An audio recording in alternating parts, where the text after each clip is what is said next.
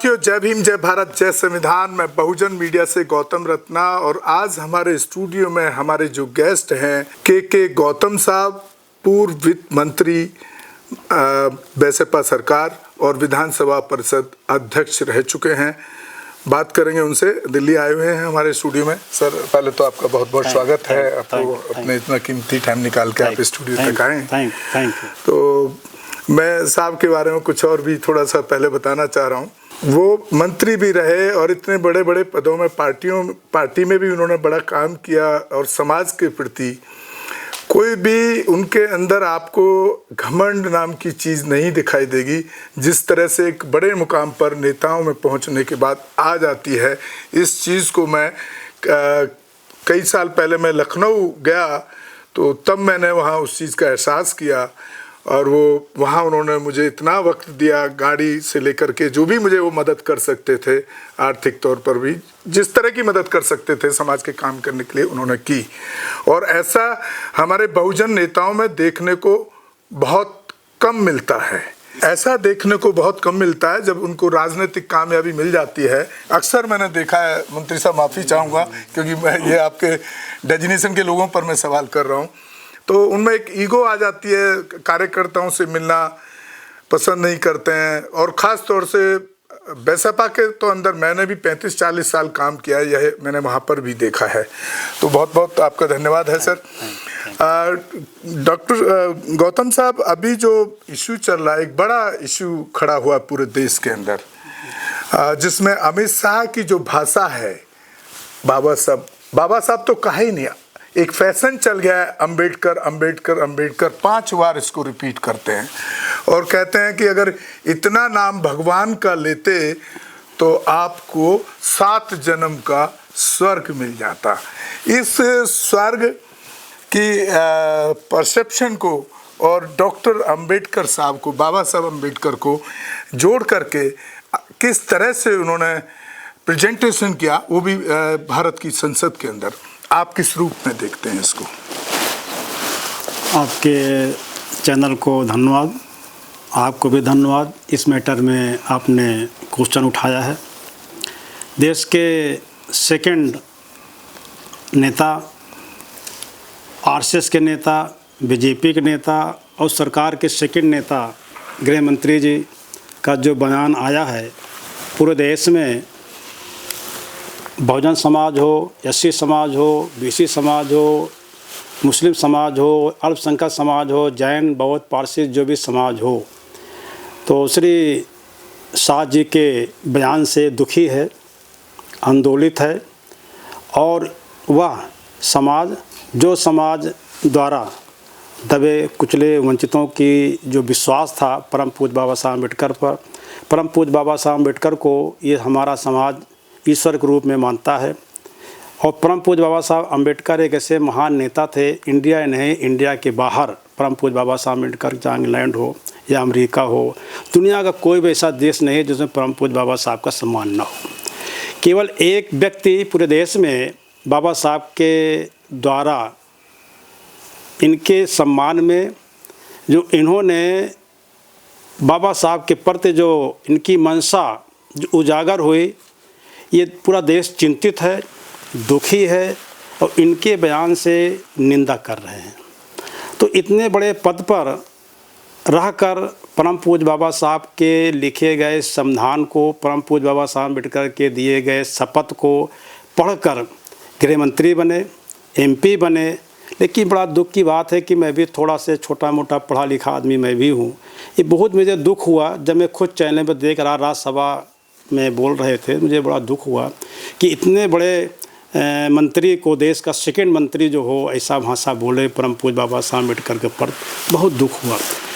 परम पूज्य बाबा साहब अम्बेडकर के लिखे गए संविधान के द्वारा ही शपथ लिया है जी। ये कोई रामायण हो या हिंदू धर्म की पॉलिसी हो, फिलॉसफी हो, दर्शन हो या पुराण हो या वेद हो या रामचरितमानस हो या कोई भी उपनिषद हो, कहीं भी लिखी गई बात को शपथ नहीं लिए थे। ये शपथ लिया था परम पूज्य बाबा साहब अम्बेडकर के द्वारा बनाए गए संविधान को, शपथ लिया था देश की लोगों की बनाए गए लोकतंत्र पर, शपथ लिया था लोगों को बनाने में गणराज्यों पर।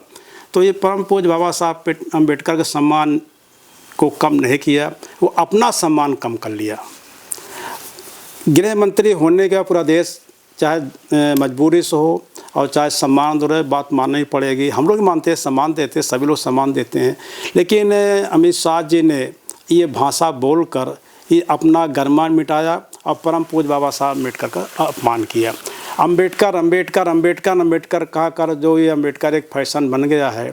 अगर यही नाम भगवान के लेते स्वर्ग मिल जाता तो मुझे नहीं पता चल पा रहा। मैं खोज रहा हूँ संविधान में स्वर्ग की बात कहाँ आ रही है। मैं खोज रहा हूँ कि संविधान में तो स्वर्ग की कोई बात आ नहीं रही है। तो परम पूज्य बाबा साहब अम्बेडकर ने अगर स्वर्ग अच्छा होता तो परम पूज्य बाबा साहब अम्बेडकर पहले लिख देते।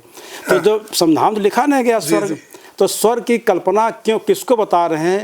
ये लगता है कि परम पूज्य बाबा साहब अम्बेडकर बाबा साहब को सम्मान करने वाले लोगों को बता रहे हैं कि स्वर्ग की बात करो, क्योंकि परम पूज्य बाबा साहब अम्बेडकर शिक्षा की बात किया था, परम पूज्य बाबा साहब अम्बेडकर धर्म की बात किया था, परम पूज्य बाबा साहब अम्बेडकर संघर्ष की बात किया था, परम पूज्य बाबा साहब अम्बेडकर अपने जीवन में आगे बढ़ने की बात किया था। लेकिन जो स्वर्ग की बात वही कहता है जो फिलॉसफी के अंदर जो अंधविश्वास हो, पखंड हो या जितना भी ढोंग हो, अवैज्ञानिक बातें हों, काल्पनिक बातें हों, कल्पना के द्वारा बातें हों, परम पूज्य बाबा साहब अम्बेडकर इसको खंडित कर दिया था। और भारतीय संविधान ने कहा है, जब 26 जनवरी 1950 को बना तो भारतीय संविधान में स्पष्ट रूप से कहा है कि अपने धर्मों के आस्था के अनुसार पूजा करो, पाठ करो, किसी प्रकार दिक्कत नहीं है। हम पूजा करते हैं, पाठ करते हैं, साझी रूप से नहीं करते, अपने घर में करते, अपने परिवार में करते, अपने समाज में करते हैं। तो कोई भी स्वर्ग नरक की बात अगर ये सांसद में कहा करे तो ऐसा आदमी मैं समझता हूँ कि ऐसा नहीं करना चाहिए। इसीलिए देश में एक नेता ऐसे हुए थे जो गुजरात के नेता थे, मैं तो जानता हूँ कि मंत्री भी थे, राज्य में मंत्री थे, कैबिनेट मंत्री थे।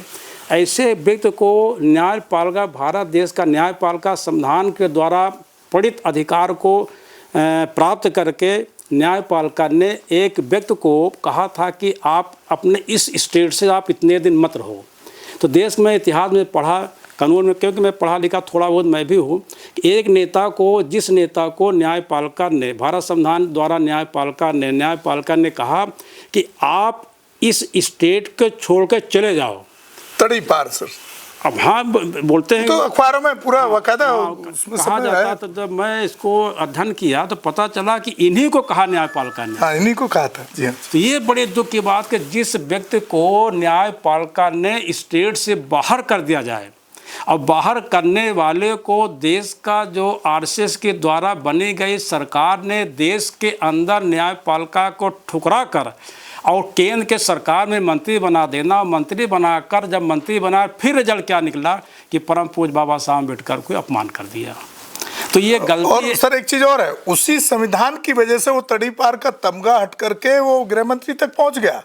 सांसद तो तभी बना ना जब इलेक्शन जीता। बिल्कुल, बिल्कुल, और वो सब जो परमिटेड किया है वो संविधान के हिसाब से किया है। उसको शर्म नहीं है, ये अफसोस है। नहीं तो मुझे तो अफसोस ज़्यादा जब हुआ कि जिस व्यक्ति को न्यायपालिका ने स्टेट के बाहर कर दिया, लेकिन इनके जो अगुआ लोग थे, आरएसएस के मुखिया लोगों ने कहा नहीं, जिसको न्यायपालिका के बाहर किया इसको तुम सरकार के अंदर करो। रिजल्ट क्या निकला? परम पूज्य बाबा साहब अम्बेडकर का अपमान हुआ। और अगर इनको सरकार न रखा जाता हो सकता परम पूज्य बाबा साहब अम्बेडकर का अपमान न होता।